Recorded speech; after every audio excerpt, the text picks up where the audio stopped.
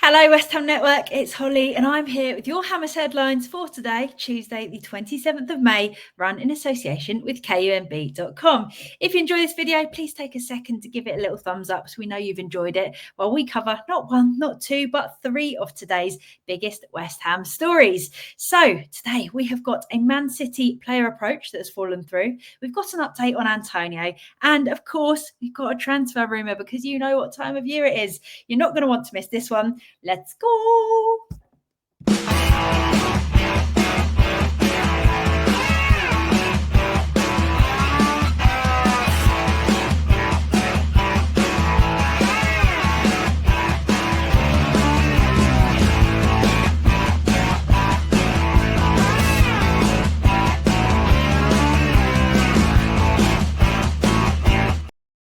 So for your first story, West Ham have made a surprising move to sign De Bruyne from Man City when his contract is supposed to expire this summer. Yes, you heard that correctly. Graham Bailey has reported on TBL Football that we did indeed make a shock move for the City player. However, it looks as though he won't be coming to East London, which I can't say is the biggest surprise because that would have been one rather large signing.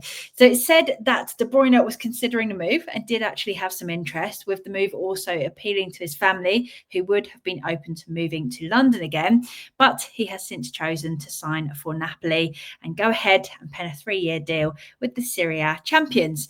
But the main message from this report is that despite De Bruyne not choosing to come to West Ham, we do still have the ability to get big names and people from big clubs thinking about coming to us. Obviously, that's about a quarter of the work actually done, but we've got that and we remain ambitious with the names that we are setting our sights on. So the question I've got for you is, would you have liked to have seen De Bruyne in claret and blue? Let us know your thoughts down below in the comments, because that would be a weird old signing for West Ham. Now, for your second story, JamaicaGleaner.com, a publication that I don't regularly read, has reported that Antonio is back training with Jamaica. And we saw the pictures that you can see here that have come out on social media. We spoke yesterday about the conversations that had taken place with Antonio and the fact that we had offered something to Antonio, but the player wanted more to be able to stay a West Ham player.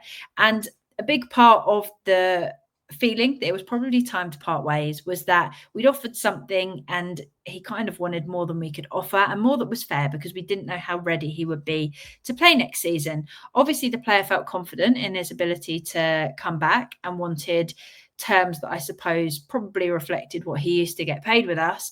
But this report is very interesting because it does suggest that he is in fact in decent shape following the multiple femur fractures and repair that he did indeed have after that car crash.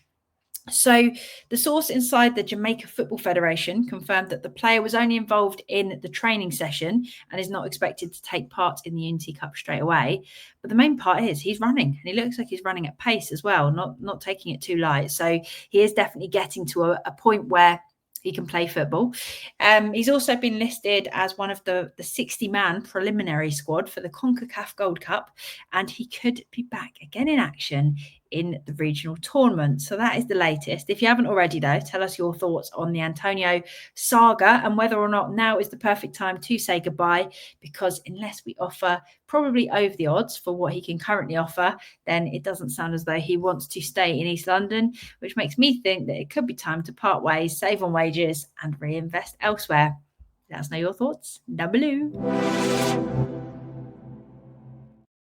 Now for your final story, Turkish reporter Sezgin Gelmez has said that a move for West Ham to sign Barış Alper Yilmaz is still on the table, with Galatasaray holding out for £33.5 million. So for anyone that isn't familiar with the name, he's a versatile winger or centre forward who has scored 12 goals and got 3 assists in 32 Super League games this season.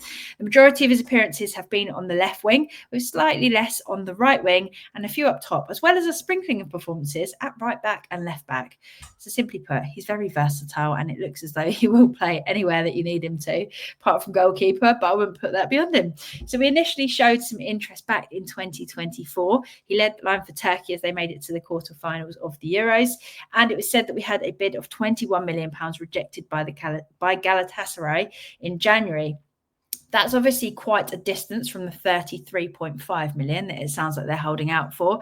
And if we valued him at 21, is the extra 12.5 million, quick maths, worth it for us to get the signature over the line at a time where it doesn't sound like we've got many funds available?